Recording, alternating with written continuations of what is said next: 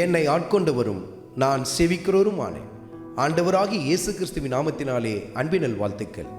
கிறிஸ்து இயேசுவுக்குள் மிகவும் பிரியமான அன்பு சகோதர சகோதரிகளே, சபை கூடி வருதலில் கர்த்தருக்கு ஆராதனை செய்தல் என்பது மிக முக்கியமான ஒரு பங்கை வகிக்கிறதல்லவா?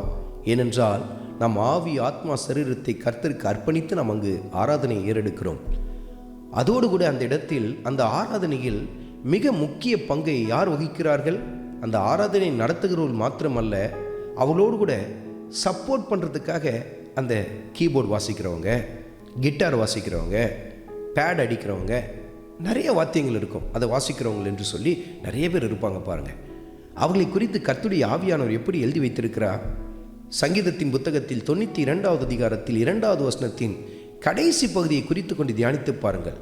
தியானத்தோடு கூட வாசிக்கும் சுரமண்டலத்தினாலும் என்று சொல்லி எழுதப்பட்டிருக்கிறதை நாம் பார்க்க முடியும். தியானத்தோடு கூட வாசிக்க வேண்டுமா? அப்படி என்று சொன்னால், நான் சும்மா இங்கே இசைத்து விட்டு அப்புறம் அதுக்கான ஒரு ஆஃபரிங்கை வாங்கி கொண்டு போவேன், அப்படிப்பட்ட கூலி ஆட்களை சேர்க்காதிருங்க. மாறாக, நான் இசைக்கிறது மாத்திரம் இல்லை, நானும் இணைந்து ஆராதிப்பேன், நானும் கர்த்தரை இந்த இடத்தில் தொழுது கொள்வேன்.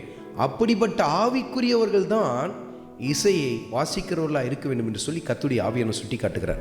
ஆனால் இன்றைக்கு பல இடங்களில் நம்ம பார்க்க முடியும், ஆராதனை பாட்டு நடந்து கொண்டு இருக்கும், ஜனங்க நல்லா ஆராதித்து கொண்டு இருப்பாங்க.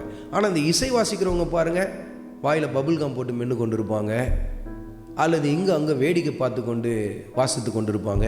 இன்னும் சில இடத்துல ரொம்ப மோசமாக இருக்கும், வாசிக்கிறது ஆணா இல்லை பெண்ணான்னு கூட கண்டுபிடிக்க முடியாது. அந்த அளவுக்கு முடியை நல்லா வளர்த்து விட்டுட்டு அப்படியே வித்தியாசமாக அந்த ராக் பேண்டில் வாசிக்கிறது போல் அவங்க வாசிக்கிறத நம்ம பார்க்க முடியும். இப்படிப்பட்ட காரியங்கள் எல்லாம் சபையை விட்டு அகற்றி விடுங்கள், சபையை பரிசுத்தப்படுத்துங்கள். ஏனென்றால் தியானத்தோடு கூட வாசிக்கிற சுரமண்டலம் என்று சொல்லி எழுதப்பட்டிருக்கிறது. இசை வாசிக்கிறவர்களும் ஆவிக்குரியவர்களாக இருக்க வேண்டும், அவர்களும் இணைந்து ஆராதிக்க வேண்டும். பாருங்கள், அந்த இடத்தில் கர்த்தருடைய ஆவியானுடைய மகிமை எவ்வளவு அதிகமாய் விளங்கும் பாருங்கள்.